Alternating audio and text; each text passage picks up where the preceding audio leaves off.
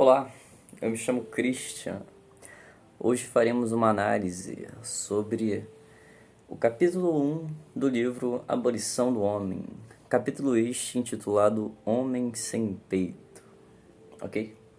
Mas antes de entrarmos nesse capítulo, nesse primeiro capítulo, eu acho que deixar algumas coisas claras, algumas observações são importantes. Primeira observação é, este livro aqui foi escrito entre os anos 1930 e 1940. Ele foi escrito no Reino Unido, lugar onde Lewis morou, certo?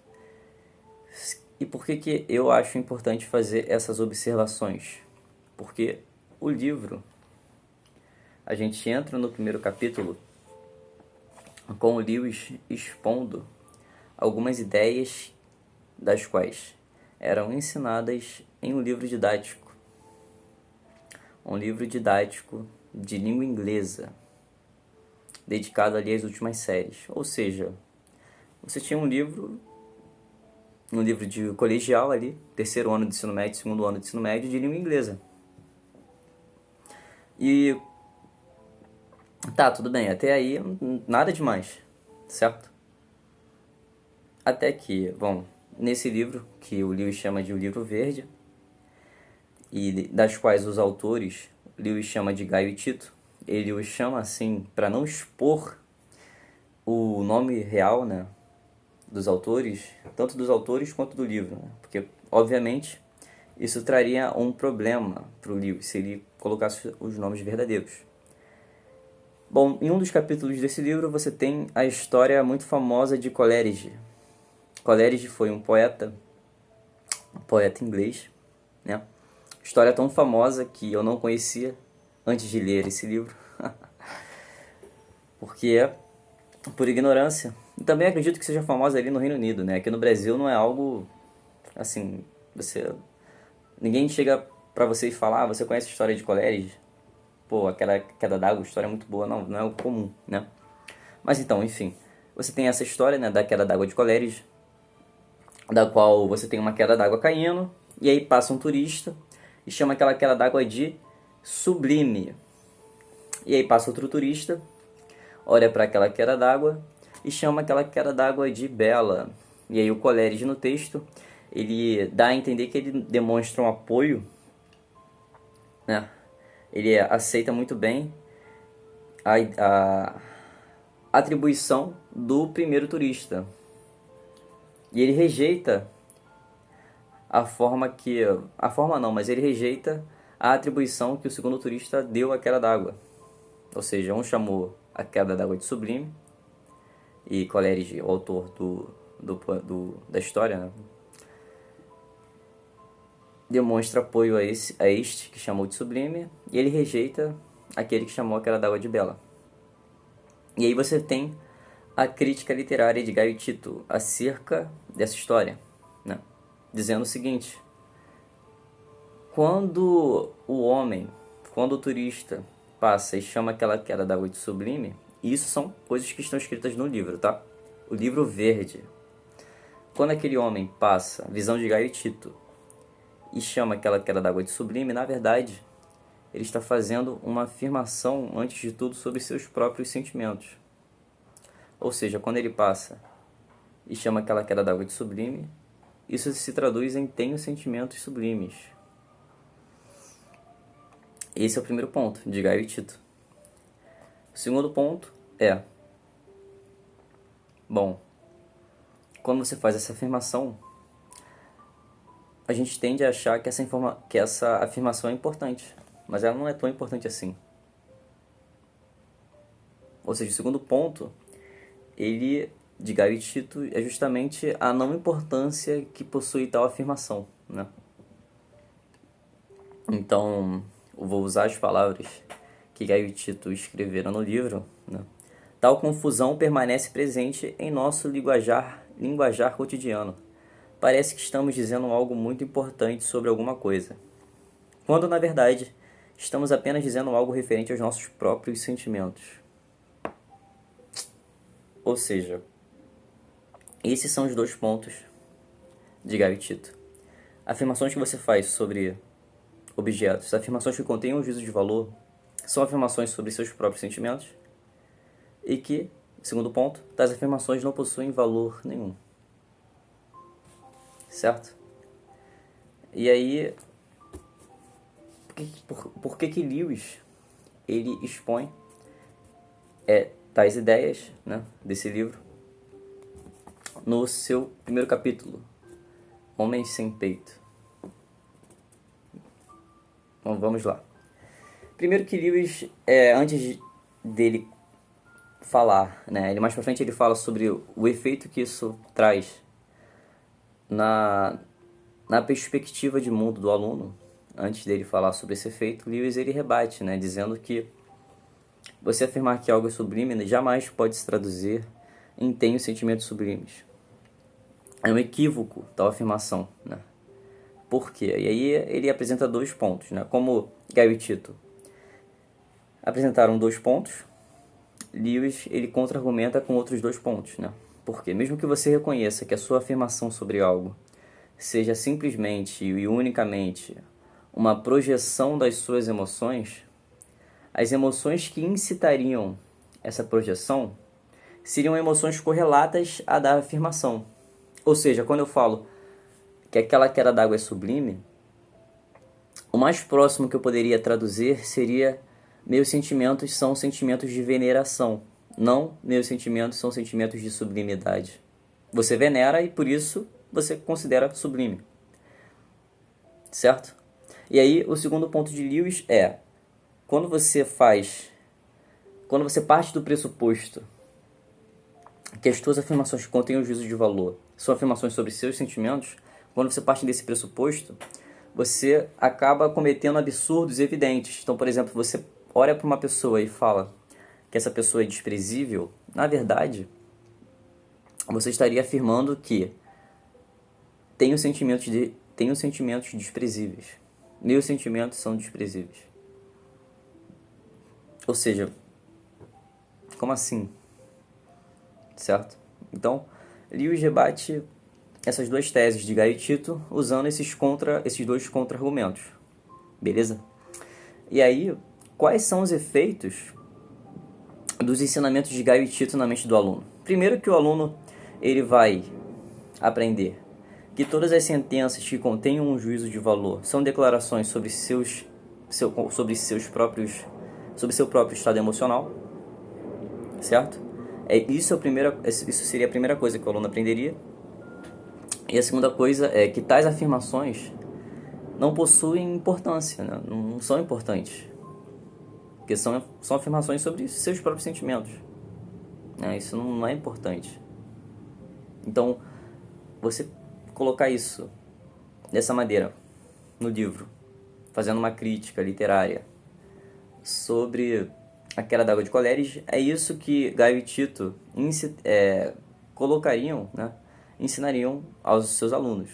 Lembrando, isso é um livro didático da língua inglesa. E aí, mais pra frente, em outro capítulo, Lewis ele pega outro exemplo, né? Ele pega o exemplo de uma propaganda de cruzeiro marítimo. Nessa propaganda de cruzeiro marítimo, o Lewis ele mostra, né, o que propaganda fala. Ou seja, a propaganda ela promete para o leitor passar nos mesmos lugares que Drake de Devon passou. E passando nesses lugares, ele te promete, a propaganda promete aventuras, promete tesouros, promete prazer. Então, você tem essa propaganda nesse livro. E a ideia dos autores é fazer uma crítica literária. Vamos mostrar por que essa propaganda ela é uma literatura ruim. Por que isso aqui é considerado uma literatura? Certo? Isso é o que os autores propõem no livro. E como é que eles fazem isso? Bom, eles pegam essa propaganda e eles basicamente dizem o seguinte: esta propaganda é uma má literatura porque a propaganda ela não cumpre com o prometido. Porque você não vai passar pelos mesmos lugares que Drake de Devon passou. Você não vai viver as aventuras que a propaganda promete. Que os tesouros da qual a propaganda fala são tesouros metafóricos. E que, além disso, além de criticar dessa forma essa propaganda, os autores eles colocam o seguinte, eles colocam que é muito mais inteligente o aluno ir fazer uma viagem até Margate. Fazer uma viagem até Margate. Não sei que lugar é esse, mas acredito que seja um lugar ali perto da onde esse Drake de Devon aí passou, não sei, não conheço a história do Drake também. Mas enfim, ele foi um navegador muito famoso, certo? E aí o Gaio e o Tito ainda colocam que seria muito mais inteligente o leitor, em vez de fazer essa viagem de cruzeiro, fazer uma viagem até Margate. Entende? Por quê? Porque essa viagem seria o suficiente para trazer o lazer e o descanso que a outra propaganda prometia e não cumpria. Tá? Então esses são os pontos de Gaio e Tito acerca do que é má literatura em relação à propaganda do cruzeiro marítimo. E onde está o problema? O problema é que, bom, de fato, a propaganda ela não cumpre com o prometido. Mas não é por isso a primazia que ela é uma literatura ruim. Principalmente, né? Não é por isso, principalmente, que ela é uma propaganda ruim. Ela, antes de tudo, ela é uma propaganda ruim porque ela explora sentimentos como prazer e veneração. Ela explora esses sentimentos com o intuito de vender um produto. Certo? Eles não estão preocupados, né? Os criadores dessa propaganda, eles não estão preocupados com o que você pensa sobre Drake de Devon. Eles não estão preocupados em colocar essas emoções, tais emoções de prazer e de veneração em relação a figuras históricas. Eles não estão preocupados em colocar essas emoções numa literatura de forma apropriada. Eles só querem vender o produto. Por isso é uma má literatura. E a melhor forma de você mostrar o porquê que é uma má literatura seria você colocar essa propaganda essa propaganda de cruzeiro marítimo ao lado de de textos, né, de grandes homens que exploram o mesmo sentimento de prazer e veneração sobre figuras históricas, só que de uma forma apropriada. Entende? Então seria fazer você, de fato, pegar essa má literatura e comparar com outras boas literaturas, que é o que o Lewis propõe. Mas os autores não fazem isso, né? Os autores, eles criticam uma má literatura pelos motivos errados. E isso contamina tudo.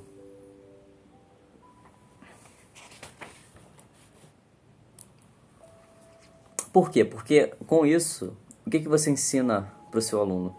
Você ensina seu aluno a ser malandro. Você ensina teu aluno a... Bom, você lê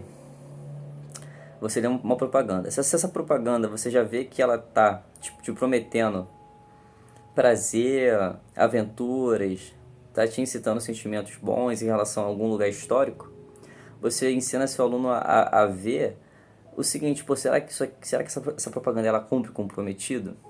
Que não é, e veja bem, não é negando que seja importante saber se algo cumpre com o prometido ou não. Isso não é negando que isso é importante. Mas o livro verde, ele se trata de literatura, né? É um livro de língua inglesa. Entende? Não é função da literatura analisar as coisas de um âmbito estritamente factual, materialista, porque você está lidando com poetas, você está lidando com histórias épicas, entende? Não com um texto jornalístico, não com um texto de... Até tem, claro, Mas antes de tudo você lida com essa figura poética, né? Esses jogos de palavras, entende? Então, eles ensinam um aluno justamente que qualquer emoção associada a lugar são contrárias à razão, entende? São em si mesmas, essas emoções associadas a lugares são desprezíveis, certo? Porque o cara ele vai tentar te vender alguma coisa, e pode ser que essa coisa ainda seja falsa, né? Ainda esteja mentindo. Então,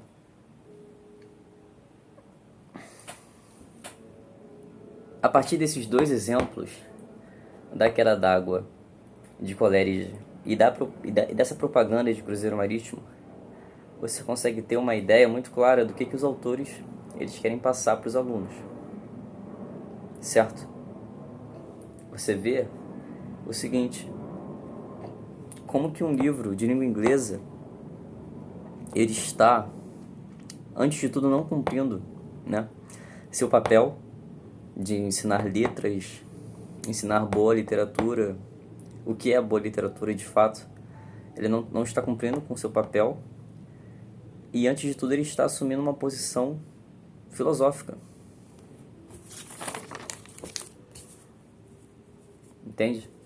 Antes de tudo ele está assumindo uma posição filosófica. Por quê? Porque quando você ensina seu aluno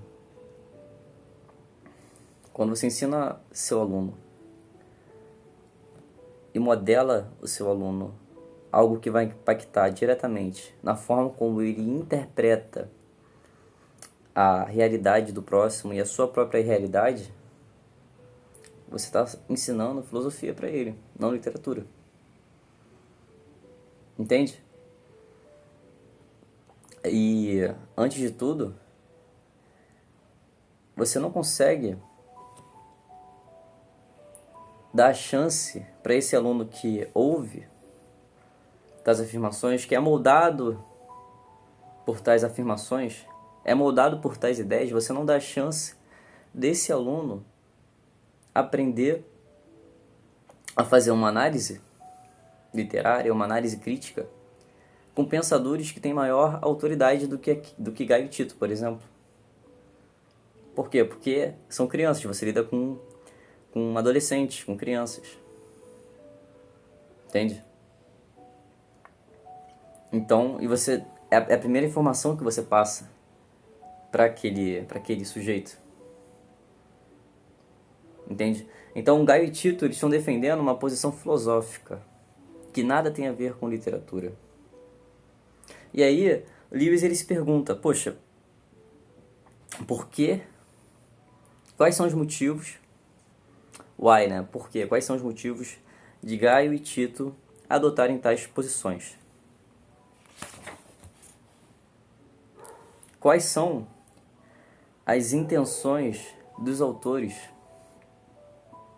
em adotar essa posição, né? Então, a primeira ideia, né, primeiro ponto que Lewis ele expõe em relação a esses autores seria o seguinte: bom, talvez Gaio e Tito eles achem que crítica literária é algo muito difícil, então é mais fácil você menosprezar os sentimentos e as emoções e analisar as coisas de um senso estritamente racionalista. É muito mais fácil você menosprezar as emoções e tratar tudo de uma forma racionalista, fazer uma análise estritamente factual, certo? Essa é a primeira hipótese que Lewis ele nos dá de por que Gaio e Tito utilizam-se dessa narrativa, certo? E aí a segunda hipótese de Lewis é o seguinte: talvez Gaio e Tito, isso assumindo que não é uma intenção de fato de Gaio e Tito, pelos seus próprios interesses, quererem impor a força esses ideais nos alunos, né? Isso assumindo que eles estão agindo por, talvez, de forma reativa, certo? De forma reativa a uma dificuldade, algo que eles percebem, ok? Segundo ponto, segunda hipótese que Lewis levanta de por que Gaio e Tito eles estejam fazendo isso é o seguinte: eles observam que o mundo está cheio de propaganda sentimentalista, certo? E talvez por Gaio e Tito aprenderem que a juventude ela é sentimental, a melhor coisa que você pode fazer na juventude é fortalecê-la contra as emoções. Você estaria resolvendo um problema. Entende? Então, talvez seja esse o problema educacional, a necessidade educacional que Gaio e Tito observaram no livro. Quer dizer, observaram na sua época. Talvez essa foi a necessidade educacional. Admitindo que eles não estão querendo impor a força das ideias. Entende? E é muito interessante você chegar nesse ponto do primeiro capítulo. Por quê? Porque Lewis ele também é um professor. Lewis ele é um professor, então ele tem contato com sala de aula. Ele tem contato com os alunos. E o que é muito interessante é que por ter esse contato com os alunos, Lewis ele observa justamente o inverso do que Gaio e Tito observam dos alunos. Lewis ele observa que para cada um aluno sentimental há 3 extremamente frios. Ele coloca assim: para cada aluno meu que precisa ser protegido contra um leve excesso de sensibilidade, há 3 que precisam ser despertos do sono da fria vulgaridade. Ou seja, você observa muito mais jovens frios em relação às ideias, às coisas do mundo, do que alunos extremamente sensíveis, né? Isso é a observação de Lewis a respeito dos alunos, né? a sua percepção como educador, né? Tendo contato com sala de aula, sendo professor. E Lewis ele ainda tem aquela famosa frase, né? Logo após dele fazer essa afirmação sobre os alunos que ele percebe, ele tem a famosa frase que diz o seguinte: a tarefa do educador moderno não é derrubar florestas, mas irrigar desertos. Eu vou repetir: a tarefa do educador moderno não é o de derrubar florestas, mas o de irrigar desertos. E por que Lewis, o que ele quis dizer com essa frase? Basicamente o seguinte: você não luta contra o excesso de sentimentalismo matando as emoções. Você luta contra o excesso de sentimentalismo ordenando as emoções, colocando as emoções no lugar que lhes é própria. E como é que Lewis ele chega nessa conclusão? Aí você vai ter que ver um pouquinho mais desse vídeo. A gente vai ter que avançar um pouco mais na leitura. Beleza? Por quê? Qual é a grande... Primeiro a gente tem que analisar o seguinte aspecto. Por que a educação que Gaio e Tito... Primeiro, por que a educação de Gaio e Tito se distancia tanto, se diferencia tanto do que era a educação para aqueles que vieram antes de Gaio e Tito? Para os precursores desse tipo de educação moderna. Por que essa educação moderna ela é tão diferente da educação clássica? Certo? Essa é a primeira pergunta que você se deve fazer. Ok? E a principal diferença está no seguinte: os educadores clássicos eles acreditavam na seguinte ideia: os objetos... Perdão. Vamos lá. Os educadores clássicos eles acreditavam na seguinte ideia: os objetos eles não são meros receptores. Os objetos não são meros receptores. eles podem merecer ou não a nossa aprovação. Certo? Então, ou seja, quando você pega um lápis, por exemplo, e fala que esse lápis ele é bonito, você está enviando uma informação. Está só enviando uma informação.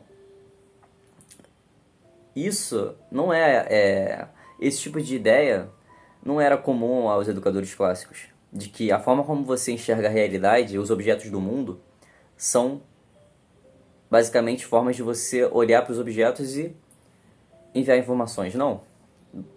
Você não julga só os objetos. Você primeiro observa que esses objetos do mundo, eles podem merecer ou não, né, a nossa aprovação ou a nossa desaprovação. Esses objetos do mundo, eles merecem ou não tais sentimentos, né? Sentimentos de são apropriados ou não são apropriados. Ou seja, quando você fala que quando você olha para um pôr do sol e fala que esse pôr do sol ele é lindo, você não está só fazendo uma afirmação sobre o que você acha, você não faz uma afirmação sobre só o que você acha, não. Quando você fala que aquele pôr do sol ele é lindo, você está falando que ele merece tal característica. Ele merece de tal forma que é comum a todos. Ou seja, todos deveriam considerar aquele pôr do sol lindo. Entende? Não é uma ideia que se restringe ao âmbito estritamente individual. Certo? E aí, o que é muito interessante é o seguinte. O Lewis, ele nos dá exemplos, ele nos dá citações de grandes pensadores a respeito do que era educação e do que era virtude. Então, você tem ali uma definição de Santo Agostinho sobre a virtude. Porque o Santo Agostinho, Agostinho, um grande pensador, grande filósofo, ele dizia que a virtude era uma condição ordenada das afeições, em que cada objeto está de acordo com aquele tipo de grau de amor apropriado para ele. Ou seja, cada objeto do mundo, ele merece um certo tipo de amor, certo grau de amor. Entende? E amor aqui não tem nada a ver com esse amor romântico, mas isso aí é papo para outros vídeos, certo? O que é importante frisar é justamente que ele enxergava a virtude como uma condição ordenada das afeições. Ou seja, você está dando ordem para os seus afetos, você está ordenando os seus afetos. E aí você vai ter também uma citação que Lewis ele nos faz, uma citação de Aristóteles, que diz que o objetivo da educação para Aristóteles é ensinar o aluno a gostar e a desgostar do que é certo ele gostar e desgostar. Entende? Mais uma vez você vê um princípio de ordenação das afeições, Você vê mais uma vez o princípio que dá ordem, Ordem para os seus afetos, Segundo a visão, essa outra citação de Aristóteles. Beleza?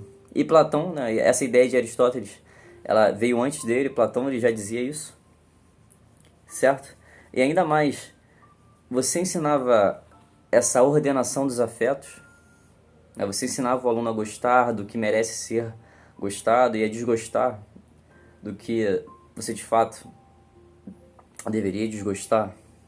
Você ensinava seu aluno a sentir amor por aquilo que é digno de ser amado, a sentir sofrimento por aquilo que é digno de tal sentimento. Você ensinava isso ao seu aluno muito cedo, antes dele ter idade suficiente para fazer reflexões por si mesmo. Por quê? Quando você cria o seu aluno já ordenando os seus afetos, quando chega a idade da razão, de fato, quando chega a idade do pensamento reflexivo, ele vai ter muito mais facilidade em descobrir os primeiros princípios éticos. Entende? Por quê?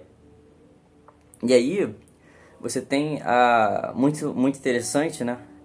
Que Platão ele escreveu um livro chamado A República, e uma parte desse livro trata-se exatamente sobre esse tema. Por quê? Na República, o jovem bem criado, o jovem bem educado, ele conseguiria ver com muito mais facilidade no mundo aonde está o erro, né? Nas obras humanas. Tanto nas obras humanas, quanto nas obras do mundo. Ele conseguiria observar com muito mais clareza o que estaria errado. Ele consegue observar com clareza, de fato, aonde está o defeito dessas tais obras. Por quê? Porque ele já tem um contato muito íntimo com a ordenação dos seus afetos. Ele já tem não só um contato, mas ele já foi habituado. E essa palavra é muito importante, tá? Ele já foi habituado com tal forma de enxergar e interpretar o mundo. Entende? E tudo isso seria feito antes dele ingressar na idade do raciocínio, né? E para Platão, o homem que não foi bem educado, o homem que não se importa, que não se preocupou em dar uma justa ordenação para os seus afetos, esse homem ele jamais conseguirá encontrar os princípios da ética. Entende? Por questões óbvias, né? Não tem como você esperar que uma macieira dê figos, né? Bem simples. Então, Lewis ele nos dá essas citações sobre o que era educação para os pensadores clássicos e o que era virtude. E agora, Lewis, depois de apresentar essas citações, ele apresenta também algo que vai além dessas citações, né? Algo que é muito mais profundo. Por quê? Porque ele entra num princípio ordenador do universo. Por quê? Porque você vai ter diversas culturas, tais culturas, claro, cada uma com sua visão, seu aspecto religioso, e você pega o que há de comum em todas essas culturas, certo? Então, o Lewis ele cita, por exemplo, o hinduísmo antigo, o taoísmo e os judeus, né? Ele pega três culturas que possuem uma visão religiosa, e ele explora o que há de comum nelas. E você vai ver que, não só nessas culturas, por exemplo, os próprios gregos antigos também acreditavam no seguinte, né? Agora tô pegando todas essas culturas e eu vou trazer agora o ponto principal. Por quê? Porque todas essas culturas elas acreditavam em um princípio ordenador do universo. Algo que está além da matéria. Algo que transcende o homem, da qual o homem está sujeito, da qual o homem ele é inferior. E esse princípio ordenador, ele reflete a sua divindade na forma de ordem. Entende? Então a ordem, ela deriva desse princípio, certo? Desse princípio divino.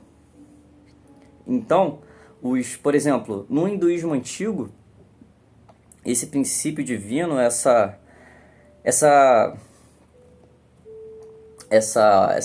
entidade, essa divindade, ela é chamada de RTA. E a conduta do homem, a conduta de um bom homem, se daria se ele estivesse em conformidade com a RTA. Entende? E eles acreditavam também que todas as coisas justas, todas as coisas ordenadas no mundo, derivavam dessa RTA, desse princípio ordenador do universo. E aí você vai ver também que os chineses, né, com seu taoísmo, chamavam esse princípio de Tao, de o caminho, certo? Um caminho da qual todos os homens deveriam trilhar. Então o homem não cria o seu próprio caminho, o homem trilha um caminho já existente.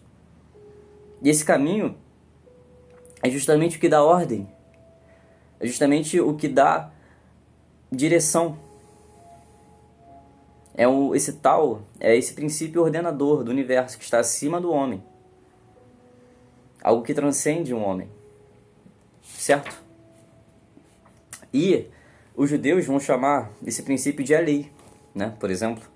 Então, eles vão acreditar na lei, eles vão praticar a lei. A lei, ela é extremamente importante.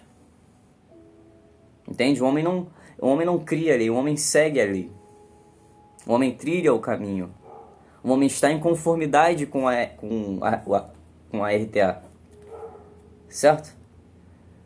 E se você pegar todas essas culturas, por exemplo, os gregos vão chamar de logos. Certo? Na filosofia. Então, o que todas essas culturas elas têm em comum? Tanto a cultura aristotélica, platônica, cultura chinesa, os hindus, todas elas acreditavam em uma doutrina de valor objetivo. Ou seja, quando eu falo que todas elas acreditavam em uma doutrina de valor objetivo, o que eu quero dizer? Todas elas acreditavam que existia um certo e um errado. Todas elas acreditavam que existia um bom e um mal. E isso era algo concreto. Então, o bom não é algo que é bom para mim, mas é um bom que é bom para todos, é algo comum a todos.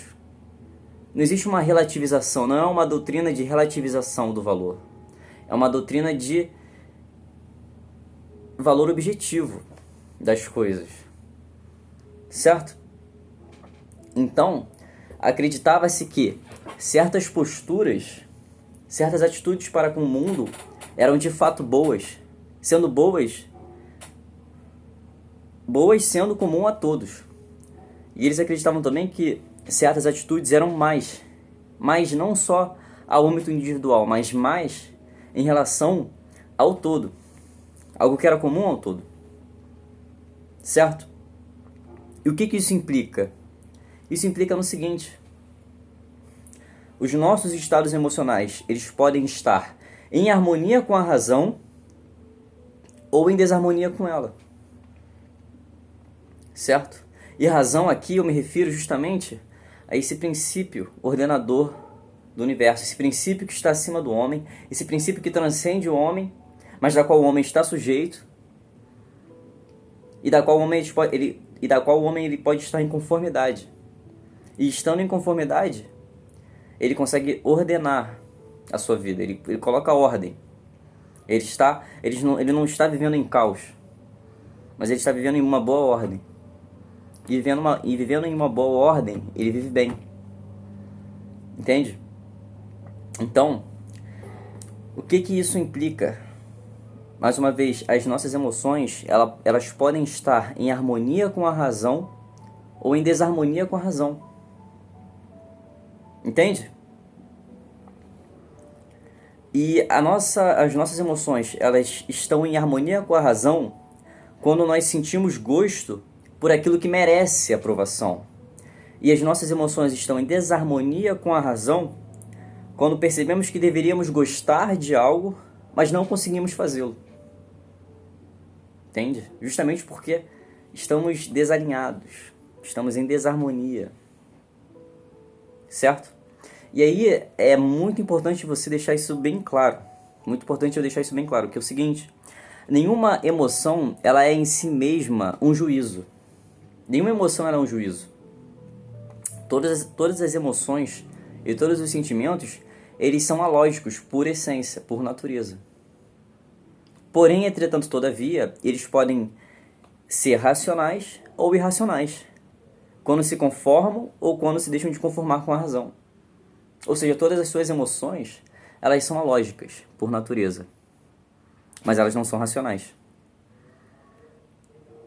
Mas elas podem ou não ser racionais, quer dizer, todas as suas emoções, elas são alógicas, mas elas podem ser ou não racionais.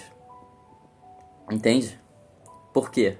Alógicas porque justamente elas não expressam um juízo. Entende? Porque não tem uma lógica de juízo por trás delas. Mas, porém, entretanto, elas podem ser ou não racionais, porque as suas emoções ela pode estar em conformidade com a razão ou em não conformidade.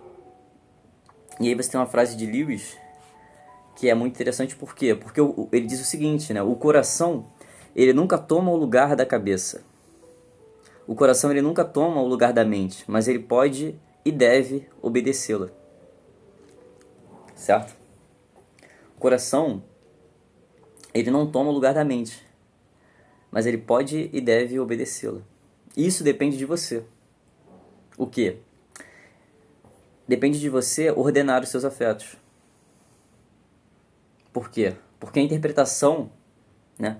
A interpretação emocional que você tem do mundo, ela antes passa primeiro pela sua razão. Se você é um homem que é bem educado, se você é um homem que dá ordem aos seus afetos, os seus sentimentos eles vão reagir a essa ordenação afetuosa que você se impôs. Certo? E como é que você educa os seus sentimentos? Esse é um ponto muito interessante, nós já vamos chegar lá. Mas antes, é importante deixar bem claro que o seguinte, voltando, né, fazendo um paralelo. Né? Então, a gente foi longe, a gente passou ali, a gente passou a peneira em cima da educação clássica, jogamos aqui a educação clássica, peneiramos, né? Conseguimos encontrar pontos em comum a todas as culturas e a todas as formas de pensamento clássico, por assim dizer, né? Chegamos na conclusão de que todas elas acreditavam numa doutrina de valor objetivo. Acreditando em uma doutrina de valor objetivo, eles chegaram à conclusão de que existe um certo e um errado, que independe da opinião dos outros, que os nossos estados emocionais eles podem ou não estar em conformidade com a razão. Beleza? Chegamos nesses pontos, nesses 3 pontos. Ok? E aí, voltando ao livro verde, por quê? E por que nós voltamos ao livro verde? Porque aqui nós estamos falando sobre a diferença da educação moderna para a educação clássica, né? Por que a educação moderna ela é tão distante da educação clássica, certo? E aqui você, voltando, né, ao livro verde, você vê que o livro verde, ele nega a própria possibilidade de um sentimento ele ser racional ou ser irracional. Né? Essa possibilidade ela foi excluída de cara, assim. Entende? Por quê? Porque eles tratam o sentimento, né, qualquer afirmação que contém um juízo de valor em relação a alguma coisa, como sendo uma afirmação sobre seus sentimentos, e sendo uma afirmação sobre seus sentimentos, não é importante, sabe? Por quê? Porque é impossível, né? É desprovido de qualquer valor racional, sabe? É desprovido de qualquer valor racional. Porque para o educador moderno, emoção e razão são coisas que não se misturam. Entende? Então, por exemplo, para o educador clássico, dizer que a catarata ela é sublime significa dizer que a nossa emoção de humildade em relação àquela catarata, a nossa emoção de veneração em relação àquela catarata é uma emoção apropriada. É uma emoção coordenada com a realidade, certo? Ou seja, só que qual o problema para o educador moderno? Qual seria o problema de você falar que aquela emoção ela é uma emoção apropriada? Qual o problema de você falar isso, educador moderno? Qual seria o problema de falar que aquela catarata ela é sublime e, sendo sublime, ela merece tal atributo? Porque quando você fala isso, você fala de algo que vai além da emoção. Quando você fala isso, você fala de algo que vai além da emoção. Certo? E como assim, Christian? E aí eu vou usar um exemplo que o Lewis, um exemplo autoexplicativo, tá? Que o Lewis ele usa para justificar essa afirmação. Ele diz o seguinte: dizer que um sapato serve é falar não apenas do sapato, mas também dos pés. Entende? Dizer que algo é merecedor de tal afirmação não é falar só do algo em si, mas falar do que está por trás desse algo. Certo? E aí,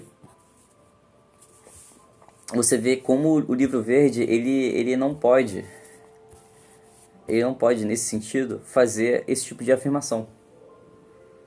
Porque ele estaria indo em direção a um princípio que transcende um homem.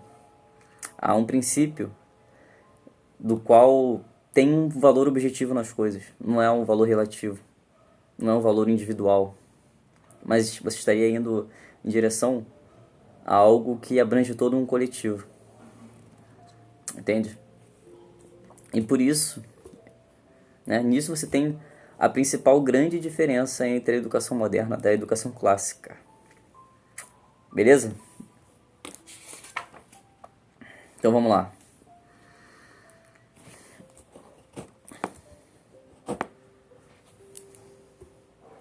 E aí depois disso, o Lewis ele faz uma análise, né, de como era a educação de dentro do tal e como era a educação de fora do tal. E como era aqui, como era não é a melhor palavra, né? Ele começa, ele destringe, ele diferencia muito bem como o problema que os professores tinham, né, ao educar, eles são completamente diferentes dependendo da perspectiva que você coloca do que é a educação. Eles são problemas completamente diferentes, de natureza diferente. Por quê? Porque um educador de dentro do tal, e aqui quando eu falo tal, eu estou me referindo não ao tal do taoísta, eu estou me referindo a todas as doutrinas de valores objetivos, certo? De todas as culturas, tanto aristotélica, platônica, estoica, judaica, hindu. É que o Lewis ele chama, para simplificar e não ter que colocar um emaranhado de nomes, ele chama-as de tal, entendeu? Então, voltando, a dificuldade educacional, né, o problema educacional que o educador de dentro do tal ele enfrenta é totalmente diferente do educador de fora do tal, certo? Por quê? Justamente porque o educador de dentro do tal ele está preocupado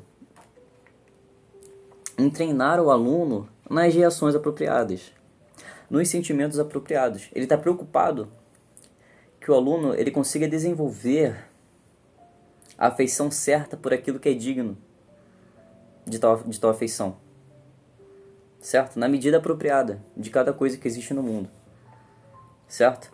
E ele o faz, ele ensina seu aluno independente do ambiente externo. Ou seja, mesmo que você tenha, vou usar aqui um exemplo que acho que vai ficar bem claro. Mesmo que você tenha uma sociedade em que todos os juízes julgam de forma injusta, um educador clássico ele está preocupado em ensinar o seu aluno a julgar de forma justa. Entende? Ele está preocupado em ensinar o seu aluno a julgar de forma apropriada, em conformidade com o tal. Então, independe do ambiente externo, independe de ter exemplos ou não. Então, essa é a preocupação, essa é a dificuldade educacional que o educador clássico tem para com seu aluno. Certo? A principal, pelo menos. E aí, o problema educacional, a dificuldade educacional que o professor de fora do tal ele vai ter para com seus alunos vai ser uma dificuldade completamente diferente. Por quê? Ele vai ter que percorrer por alguns caminhos, não um único, por alguns caminhos. Um desses caminhos é o seguinte: ele vai tratar como todos os sentimentos sendo irracionais e como sendo não racionais. Ele vai tratar como todos os sentimentos como sendo não racionais e vai se preocupar em desenvolver na mente do aluno uma frieza em relação às coisas do mundo. Certo? Uma indiferença, uma apatia em relação às coisas do mundo. Ele vai se preocupar em ensinar o aluno a enxergar tudo de uma forma estritamente materialista, estritamente racional, desprovido de emoções. Vamos fazer uma análise estritamente racionais. Esse é um dos caminhos que o educador de fora do tal, né, o que o educador moderno ele pode seguir. O outro caminho seria o seguinte, seria encorajar no aluno alguns sentimentos específicos e desencorajar no aluno outros sentimentos específicos. E por que eu encorajaria sentimentos específicos na mente desses alunos? Justamente porque tais sentimentos eles podem ser úteis ao corpo social, certo? Alguns sentimentos eles podem ser essenciais para que aquela sociedade ela sobreviva, por exemplo, ela dê continuidade. Como assim? Por exemplo, seria importante você estimular sentimentos específicos, por exemplo, sentimentos como a força para com relação no sentido de proteção. Por quê? Porque uma sociedade sem nenhum homem forte padece. Então, o outro caminho que o educador moderno pode seguir é estimular alguns sentimentos específicos. E estimulá-los porque são úteis. E desestimular outros sentimentos. Entende? E aí, obviamente, o educador moderno ele iria fazer esse trabalho de estimulação, esse trabalho de estimular certos sentimentos específicos, estimular que o aluno tenha virtudes específicas, baseados ou na utilidade que aquilo tem para o corpo social, ou baseados estritamente no que ele julga ser necessário. Entende? E aí, o Lewis ele nos dá um exemplo prático muito bom sobre educação, né? Ele dá um exemplo prático sobre a educação clássica, né? Por exemplo, se você pega um pai, né? Um pai que viveu há 2000 anos atrás, né? Um pai romano. Um pai romano, ele dizia ao seu filho que ele deveria morrer pelo seu país. E que morrer pelo seu país era doce, era nobre. Certo? Ele dizia pro seu filho que morrer pelo seu país era uma coisa doce e era algo digno de ser feito. Entende? Isso é um exemplo muito claro de educação clássica. Certo? Por quê? Porque você está passando para o seu filho valores que nada tem a ver com o que você julga melhor para a vida do seu filho. Tem a ver, assim, quando eu falo nada tem a ver com o que você julga melhor para a vida do seu filho, tem a ver com, principalmente, aquela análise estritamente racional, certo? Por quê? Porque de forma racional é melhor você ensinar, seria melhor você ensinar para o seu filho a ser um covarde. Por quê? Porque assim ele vai ter mais chance de sobreviver naquele tempo de guerra, né? Mas não, o pai ele ensinava ao seu filho que morrer pelo seu país era uma morte doce e uma morte digna. Mas por que ele ensinava isso? Principalmente porque ele acreditava de fato nisso. Ele realmente acreditava nisso. Entende? E ele estava ensinando. Ele estava doando para o garoto uma parte do seu espírito. Ele estava humanizando o seu filho quando ele dizia isso. Entende? E quando você pega essa afirmação desse pai que educa seu filho, uma formação clássica, e leva essa afirmação para autores como Gaio e Tito, você vai ver que Gaio e Tito vão tratar isso como sendo ridículo, né?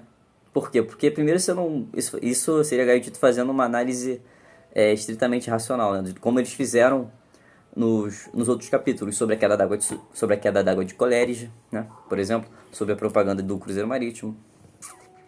Como que eles fariam como eles encarariam tais afirmações? Eles diriam que uma morte jamais poderia ser doce, né? No sentido literal, é impossível, porque doce tem a ver com um paladar, né? Você eliminaria esse recurso, certo? Característico. E quanto à dignidade, isso seria algo que você inventaria na sua cabeça, algo que você inventaria para te confortar, para tornar essa morte talvez mais fácil de lidar. Entende? Então essa seria a interpretação de Gaio e Tito. Eles enxergariam tais afirmações, tais lições que o pai passa para o filho como sendo desprovidas de valor, como sendo irracionais, como sendo irracionais no sentido de não tem lógica, não tem sentido. Entende? E isso nos faz pensar, né? Isso aí você deixa bem acentuado quais a grande diferença entre a educação moderna e a educação clássica, certo? E aí você tem essas duas possibilidades, né, para o educador moderno. Ou você menospreza todos os sentimentos, ou você produz sentimentos que você julga ser úteis para o corpo social. Só que aqui tem um ponto muito interessante e muito importante. Por quê? Porque quando você quer produzir sentimentos que você julga útil para o corpo social, você tem que ir além desses ensinamentos. Além em qual sentido? E aí a gente vai entrar num ponto assim crucial, né? Sobre educação. Por quê? Porque mesmo que a virtude ela possa ser justificada de forma racional, mesmo que você consiga explicar para o seu aluno o porquê que ele deve ser virtuoso em relação a algum aspecto da realidade dele, mesmo que você consiga justificar a virtude de uma forma estritamente teórica, a simples argumentação teórica não é suficiente, não é capaz de habilitar um homem a ser virtuoso. Por quê? Porque ser virtuoso implica a treinar as suas emoções, certo? E não adianta, mesmo que você tenha muito claro as justificativas corretas para você agir virtuosamente, mesmo que você tenha isso muito claro na sua mente, se você não treinar as suas emoções, você cede ao organismo animal. E como é que você treina as suas emoções? Você treina as suas emoções por meio do hábito. Entende? Isso é um conceito platônico, que Aristóteles pega e depois ele vai explorar no livro dele da Ética Nicômaco. Então, mesmo que você tenha uma boa argumentação teórica sobre ser virtuoso, sobre a importância de ser virtuoso e que ser virtuoso é o certo a se fazer, você só consegue ser virtuoso se você treinar as suas emoções. Porque treinando as suas emoções você não vai ceder ao seu organismo animal. Certo? Então, aqui a gente já está chegando aqui na parte final, né, do primeiro capítulo. Então, esse ponto, ele é essencial. Por quê? Porque aí vocês vão conseguir sacar por que o primeiro capítulo chama-se Homem Sem Peito. Porque a partir dessa explicação, a partir dessa formulação, Lewis ele entra agora em um conceito muito interessante retirado da República de Platão. Porque Platão ele pega um homem e ele o divide em 3 partes. Primeira parte, razão. Primeira parte é a cabeça. Segunda parte é o peito. E a terceira parte são os membros inferiores. Então, a razão, a cabeça, quer dizer, a cabeça ela é responsável pela razão. Então, vamos lá. Platão pega o homem, divide em 3 partes: cabeça, peito, membros inferiores. A cabeça é responsável pela razão. Os membros inferiores são responsáveis pelos apetites do homem, pelos desejos da carne do homem, certo? Se o homem ele for só razão, se o homem for só intelecto, o homem ele seria apenas espírito. Agora, se o homem ele for só membro inferior, se o homem ele for só os apetites, se o homem for só os desejos se o homem fosse só os desejos que ele tem, o homem seria só animal, certo? E o que liga a razão aos apetites? O que liga a cabeça aos membros inferiores? O que liga o intelecto aos desejos? O que faz a ponte entre a cabeça e os membros inferiores é o peito. Por quê? Porque o peito seria o treinamento das suas emoções por meio do hábito. Essa é a ponte. Entende? Então, o que a educação moderna propõe? O que a educação moderna propõe que se crie? Certo? O que a educação moderna ela faz em seus livros didáticos? Ela colabora, ela cria o que Lewis chama de homem sem peito. Por quê? Porque você não tem agora uma preocupação, de fato, em ligar a cabeça aos membros inferiores. Você não faz essa ponte. Você não treina o homem por meio do hábito a ordenar os seus afetos. Você não se importa com isso. Então você cria homem sem peito. Certo? Então acho que fica muito claro o porquê que o primeiro capítulo é chamado de Homem Sem Peito. E aí, Lewis, ele termina seu livro com uma frase muito famosa dele, né? Uma frase muito boa, que diz o seguinte: criamos homens sem peito e esperamos deles a virtude e a iniciativa. Zombamos da honra e ficamos chocados ao encontrar traidores em nosso meio. Nós os castramos e exigimos dos castrados que sejam frutíferos. Eu vou repetir porque eu sei que eu não falei muito bem, né? Mas vamos lá. Criamos homens sem peito e esperamos deles a virtude e a iniciativa. Zombamos da honra e ficamos chocados ao encontrar traidores em nosso meio. Nós os castramos e exigimos dos castrados que sejam férteis. Abolição do homem, capítulo 1 fechado. Homem sem peito, do Lewis.